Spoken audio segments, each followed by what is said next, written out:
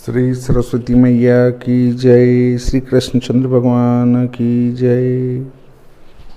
देखिए, आज हम चर्चा करने वाले हैं कुछ प्रश्नों के उत्तर की।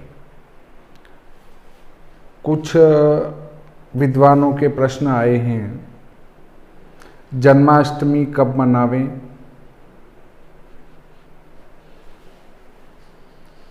और श्रावण महीने की मास शिवरात्रि उसको कब मनावें, इस पर चर्चा करेंगे हम। दोनों के निर्णय में निश्चित व्यापिनी तिथि होना चाहिए। निश्चित क्या है? निश्चित को परिभाषित करते हैं हम कि निश्चित को कैसे समझेंगे। तो निश्चित को समझने के लिए मैं आपको पूरा सूत्र बताता हूं कि निश्चित क्या है। आप स्वयं निश्चित निकालेंगे तो समझ में आ जाएगा।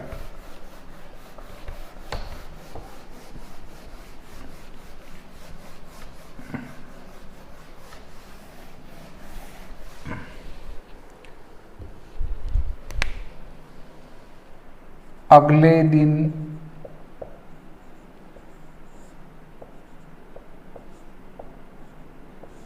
का सूर्य उदय धन 12, इसमें से घटाएंगे आज का सूर्यास्त। आज का सूर्यास्त इसको घटा देंगे तो हमें प्राप्त होगा अंतर। इस अंतर में 15 का भाग लगा देंगे। अंतर भागित 15 तो आएगा भागफल। वो प्राप्त होगा हमें मिनट में।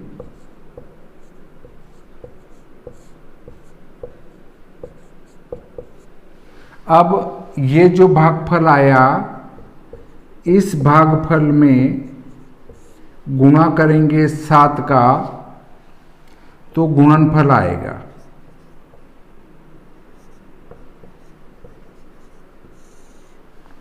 फिर आज का सूर्यास्त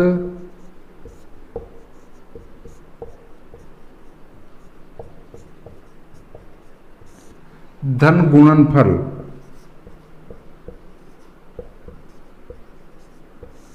बराबर निश्चित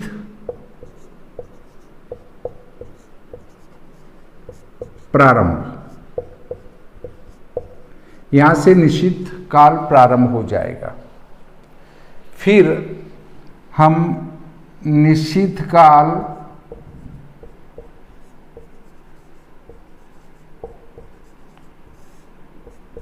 प्रारंभ धन ये भागफल, ये वाला भागफल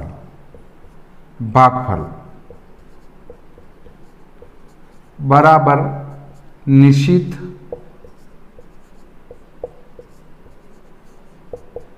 समाप्ति।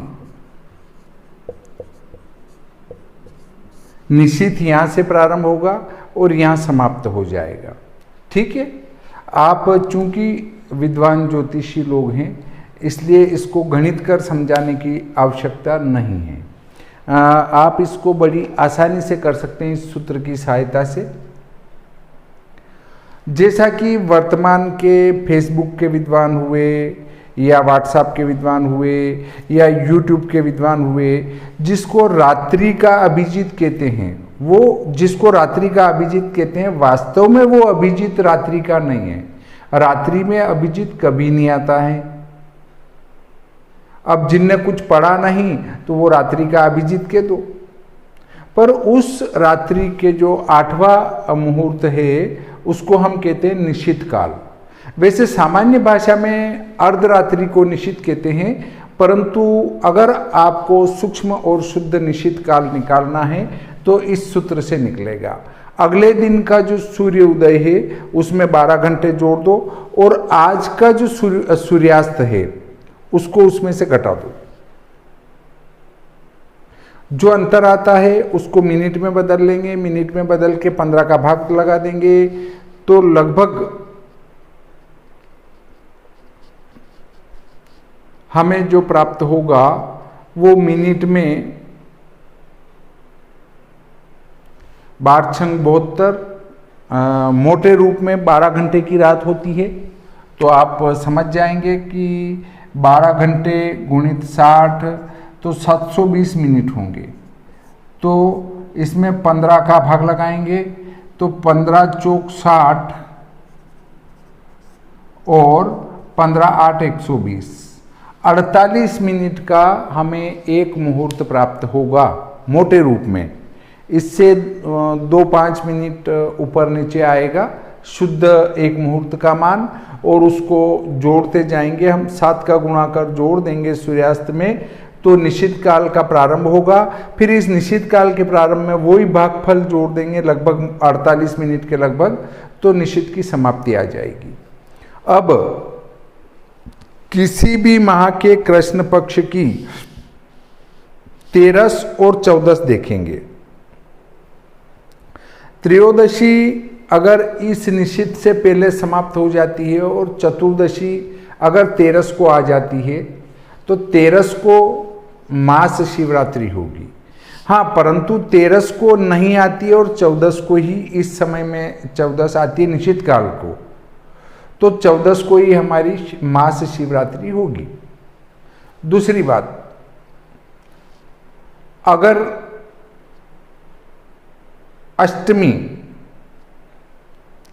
अष्टमी जो है भाद्रपद कृष्ण पक्ष की, वो सप्तमी को निश्चित काल में आ जावे तो सप्तमी को ही श्री कृष्ण जन्माष्टमी होगी, और अगर वो अष्टमी को आती है तो अष्टमी को श्री कृष्ण जन्माष्टमी होगी। देखिए, हम पहले वाले पर्व पर चिंतन करते हैं। पहले वाला पर्व है, ये है हमारा श्री भादो माता पंचांग। इसकी सहायता से आप कोई से भी व्रत पर्व का शुद्ध ज्ञान कर सकते हैं।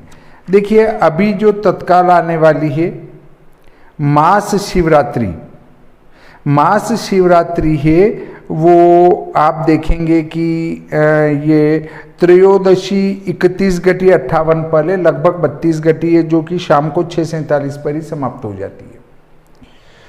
और चतुर्दशी है वो 37/54 पल है, जो रात को 9:10 पर समाप्त हो जाती है। अर्थात निश्चित काल में जो चतुर्दशी है वो 13 मंगलवार को है। श्रावण कृष्ण पक्ष त्रयोदशी मंगलवार तारीख 26 जुलाई 2022 को मास शिवरात्रि का व्रत होगा। इसमें कोई बड़ी भारी निर्णय जैसी स्थिति नहीं बन रही है, इसलिए आप निसंकोच होकर त्रयोदशी मंगलवार 26 जुलाई को ही मास शिवरात्रि का व्रत करें। अब दूसरा त्योहार आता है हमारा श्री कृष्ण जन्माष्टमी। श्री कृष्ण जन्माष्टमी का निर्णय हम किस प्रकार से करेंगे उस पर हम चर्चा करते हैं।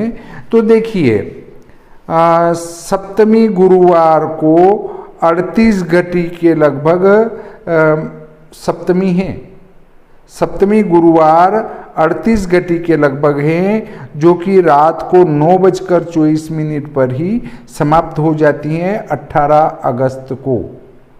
उसके बाद अष्टमी आ जाएगी और दूसरे दिन रात को 11:01 तक ही अष्टमी है। अर्थात पहले दिन 9:24 पर ही सप्तमी आ जाएगी 38 घटी, अर्थात 9:24 से ही अष्टमी आ जाएगी।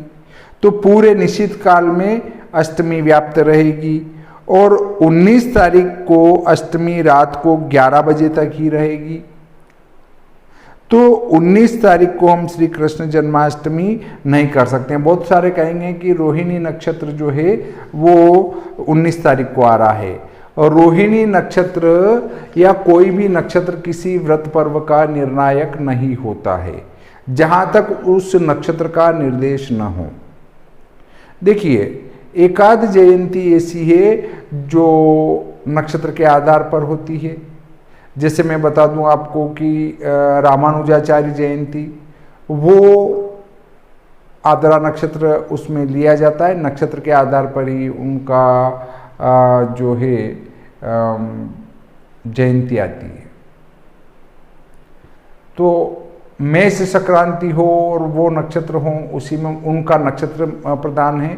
इसी प्रकार अष्टमी हमारा जो गंगा दशहरा आता है उसमें नक्षत्र को भी मिलाना पड़ता है, तिथि के साथ नक्षत्र भी देखा जाता है। कुछ जगहों पर तिथि के साथ नक्षत्र हैं, परंतु यहाँ श्री कृष्ण जन्माष्टमी के निर्णय में नक्षत्र को नहीं देखा जाता है। हाँ, कब देखा जाता है? जब निश्चित व्यापिनी अष्टमी सप्तमी के दिन भी हो और अष्टमी के दिन भी हो, तो फिर रोहिणी किस दिन मिल रहा है उस पर विचार किया जाता है। हाँ, परंतु स्पष्ट रूप से दोनों ही दिन निश्चित काल में रोहिणी न हो और निश्चित व्यापिनी अष्टमी एक ही दिन हो, तब वहाँ पर किसी प्रकार से रोहिणी का विचार नहीं किया जाता है। दूसरे दिन हमारा अष्टमी शुक्रवार के दिन रोहिणी जो है वो आ रहा है, उसमें किसमें आपका अष्टमी तिथि से भी युति नहीं है उसकी रोहिणी की, पर अष्टमी की रात को रोहिणी आ रहा है नवमी तिथि आने पर। तो हम किसी भी प्रकार से श्री कृष्ण जन्माष्टमी अष्टमी के दिन न मनाते हुए सप्तमी गुरुवार 18 अगस्त को ही मनाएंगे। हम सभी सनातनी श्री कृष्ण जन्माष्टमी कब मनाएंगे? सप्तमी गुरुवार दिनांक 18 अगस्त 2022 को मनाएंगे। 18 अगस्त को ही हमें जन्माष्टमी मनानी है, क्योंकि निश्चित व्यापिनी अष्टमी उसी दिन रहेगी। मैं वो कई बार उस बात को बार बार बोलता हूँ ताकि आप समझ जाए। देखिए, निश्चित काल निकालते हैं अपन एक उदाहरण लेकर, तो क्या स्थिति बनती है। आप कहेंगे कि वास्तव में जो गणित है वो एकदम से सटीक जाता है। श्री भादव माता पंचांग में जन्माष्टमी का व्रत सप्तमी को ही लिखा गया है, और आप किसी प्रकार के साथ मथुरा में कब मना रहे उससे हमें कोई लेना देना नहीं है। वो उनके हिसाब से मना रहे हैं कि साहब हम तो वैष्णव हैं, परंतु वस्तुतः सभी हम स्मार्त हैं, सनातन धर्म को मानने वाले हैं, इसलिए हमें सप्तमी उसी समय मनाना है। कर्म काल व्यापिनी तिथि हमारे यहाँ मान्य की जाती हैं। कुछ तिथियां हैं जो कर्मकाल व्यापिनी नहीं ली जाती हैं, उनके लिए स्पष्ट निर्देश रहता है कि इनको कर्मकाल व्यापिनी की आवश्यकता नहीं है। परंतु जहाँ कर्मकाल व्यापिनी तिथि ली जाती हैं वहाँ उसको कर्मकाल व्यापिनी ही लेना चाहिए। यदि हम हमारे शास्त्रों को मानते हैं तो उनकी ये बात मान के चलना चाहिए। देखिए, एक बात और बताता हूँ कि आप हवन कर रहे हैं, यज्ञ कर रहे हैं, और यज्ञ में अग्नि बंद हो चुकी है और उसके बाद आज अग्नि प्रज्वलित है और हवन दूसरे दिन शाम को कर रहे हैं, वहां तक अग्नि बंद हो गई। अब उस राख में आप चाहे कितनी ही शाकल्य डालो, कुछ नहीं होना है। चूल्हा आज जल रहा है और कल जाके तुम उस पर अपना कोई भी खाना बनाओ, तो बंद होने के बाद चूल्हा बंद हो गया तो आपका उस खाना काय से पकेगा। अर्थात जब वो कर्मकाल व्यापिनी तिथि है, भगवान का जो वो विशेष गुण उस समय उपस्थित होता है, वो जब विशेष प्रभाव इस प्रकृति पर डालते हैं, उस प्रभाव को छोड़कर अगर आप अन्य दिन उस पर्व को मना रहे हैं तो उसमें भगवान का कोई दोष नहीं है। किसी पंथ के किसी व्यक्ति ने कह दिया कि नहीं ये तो त्योहार इस दिन मनेगा, तो हम हमारे पुराणों के वाक्यों को छोड़कर जो है उस तिथि को दूसरे दिन क्यों मनाने जा रहे हैं। तो आप को मैं प्रैक्टिकल करके बताता हूं कि अष्टमी का जो सूर्योदय है वो 6:11 है। इसमें 12 घंटे जोड़ देंगे तो 18:11 होगा। 18:11 सूर्योदय हुआ 12 घंटे जोड़ने से। अब हम इसमें से सप्तमी का सूर्यास्त घटाएंगे तो सप्तमी का सूर्यास्त है श्री भादौ माता पंचांग में 6:59।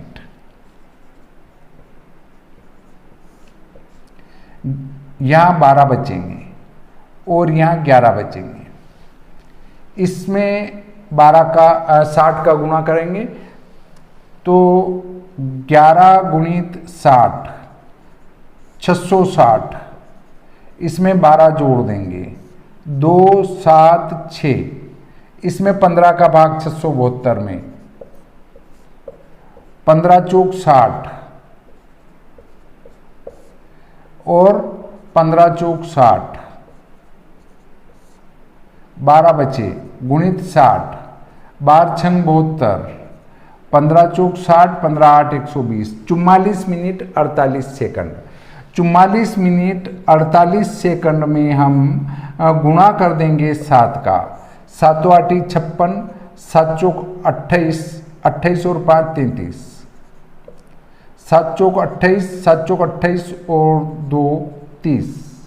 आगे बढ़ा लेंगे 6 पंजे 30 36 बचे 5 और 8 13 और 6 पंजे 30।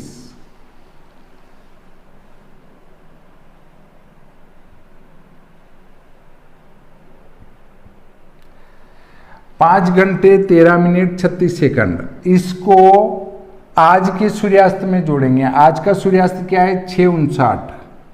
6:59 में 5 घंटे 13 मिनट 36 सेकंड जोड़ दिए। ये सूर्य अस्त है, ये गुणनफल है 36 9 3 12 और 6 12।